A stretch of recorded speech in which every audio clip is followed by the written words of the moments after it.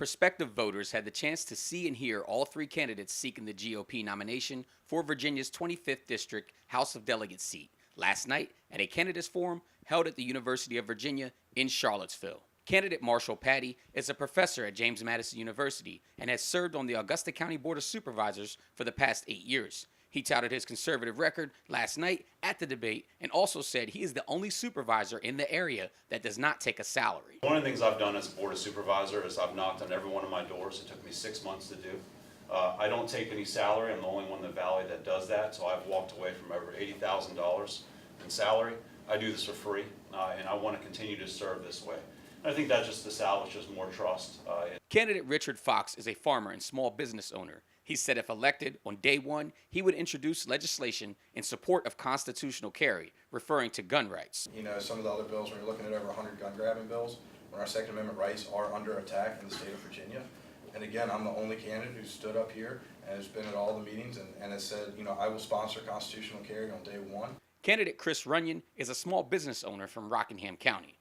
My lifetime of experience as a farmer and working in large agribusiness makes me have a unique perspective on what the challenges that agriculturalists have in the valley and in western Alabama. All three candidates own small farms. All three candidates condemned Democratic Governor Ralph Northam for his involvement in the blackface scandal. All three candidates support the Second Amendment, are pro-life, and support President Donald J. Trump's agenda.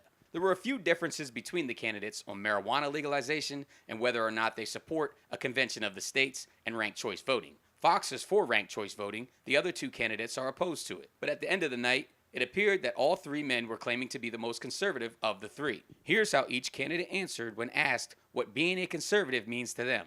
Conservative means to me that my values, my belief in life begins at conception, my support of the Second Amendment is an unfettered right, not a privilege, and my support for the Constitution overall. Those are values that I support. Being conservative means just leaving people alone. Government has a role in this society, but it needs to be small and it needs to be out of people's lives. Being conservative doesn't necessarily mean Republican or Democrat. Being conservative means following the principles and the values like Mr. Money was talking about, but it also means following the Constitution. The candidate with the most experience in government is Marshall Patty. He has served on the Augusta County Board of Supervisors for the past 8 years, recently being re-elected in 2016 with over 70% of the vote.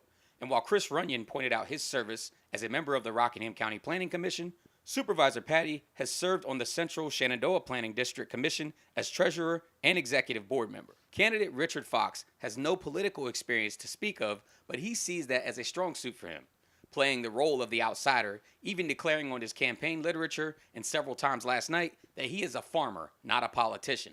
All three men mingled with the crowd last night after the forum, and after a little over 20 minutes, I was able to pry Supervisor Patty away from the group. He explained to me why he is the best choice of the three candidates. I think just depth of knowledge in certain issues. I think that I was able to go to much greater depth and understanding of them, and I think that's part of the process. I've been studying the state government for 8 years now. I've been studying the local governments, and so I know how they interact a little bit better. The Democrats have chosen local citizen action activist Jennifer Kitchen as their nominee for the seat. Patty says if he wins the nomination, the voters of the 25th District will elect him over Kitchen because Democrats don't believe in the values of 70% of those in the 25th District. I think there's a certain arrogance in the Democratic perspective.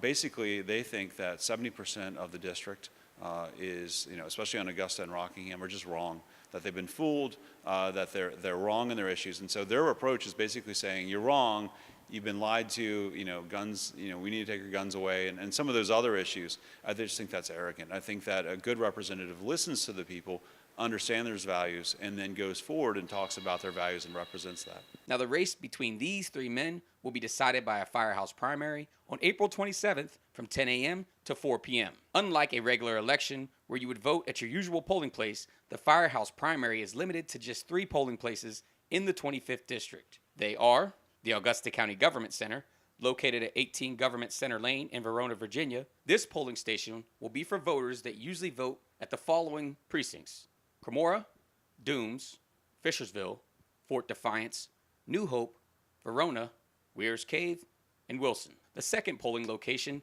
will be the Rockingham County voting location at the Bridgewater Town Office, located at 201 Green Street in Bridgewater, Virginia. This voting location will be for voters that usually vote in the precincts of Port Republic, Grottos, Massanet Springs, Crossroads, West Bridgewater, Montezuma, Mount Crawford, North River, Otterbein, and East Bridgewater.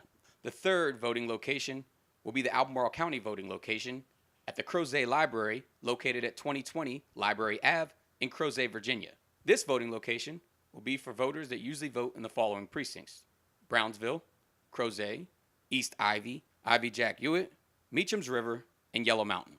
Now, if you missed the candidates forum last night and would like to see all three candidates together again, a debate is scheduled to take place at James Madison University this upcoming Tuesday, April 16th at 7 p.m. in Madison Union, room 404. At the University of Virginia, Theodore Whitelow, Breaking Through News.